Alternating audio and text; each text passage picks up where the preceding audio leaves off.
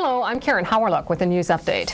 New Year's Day may see an agreement on Hebron in the Middle East. Palestinian leader Yasser Arafat and Israeli Prime Minister Benjamin Netanyahu are said to be within hours of signing a deal, and the U.S. is keeping up the pressure. U.S. envoy Dennis Ross met with Arafat in Gaza, and then he was off to Jerusalem to talk to Netanyahu. Both sides say they're confident the two leaders will soon sign a deal. We are very close at arriving at an agreement, and indeed, I believe that within the next 24 hours we can anticipate a meeting between Chairman Arafat and the Prime Minister. And at this meeting we will apparently tie up the loose ends and initial such an agreement. But in Hebron, tensions are still high. Scuffles broke out between Palestinian and Israeli children.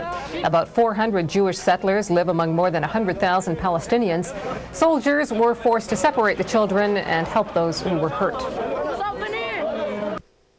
Leftist guerrillas in Lima have released 2 more hostages. They had spent 2 weeks inside the Japanese ambassador's residence.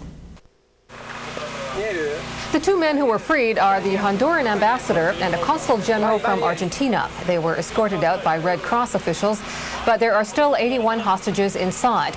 Earlier in the day, the Tupac Amaru rebels allowed journalists inside the building for the first time. The rebels let them film several hostages, and they again demanded that the government free hundreds of their comrades from jail. They also say they are open to mediation by world leaders. Canada's defense minister has ordered a sweeping review of the Canadian Armed Forces. Doug Young made the announcement in the wake of another military scandal. The latest controversy involves a female officer who was tied to a tree and tortured during training exercises in 1992. For Young, that was the last straw. He's frozen all officer promotions for 3 months while he assesses the military's problems.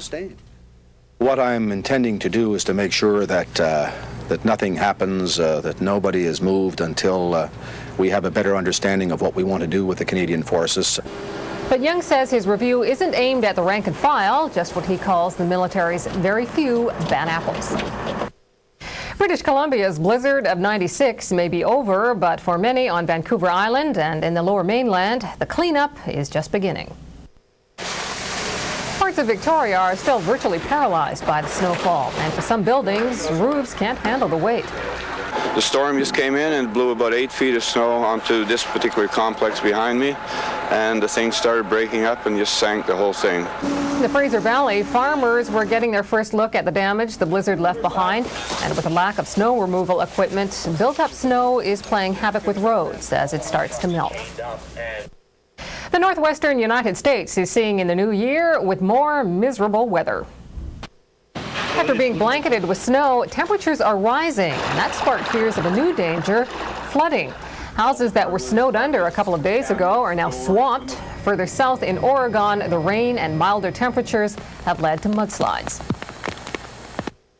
Tens of thousands of people gathered in New York City Tuesday evening to ring in the new year. They were there to watch the Times Square ball drop at midnight. This year, an 88-year-old washerwoman was given the honor of throwing the switch.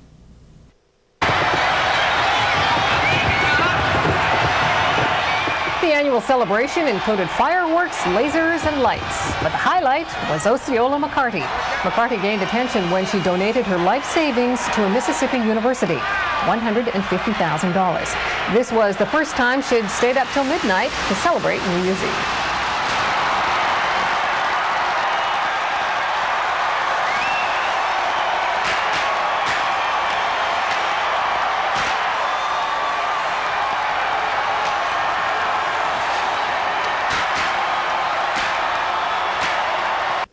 And that's a brief look at the headlines. I'm Hawryluk. We'll have more news at the top of the hour.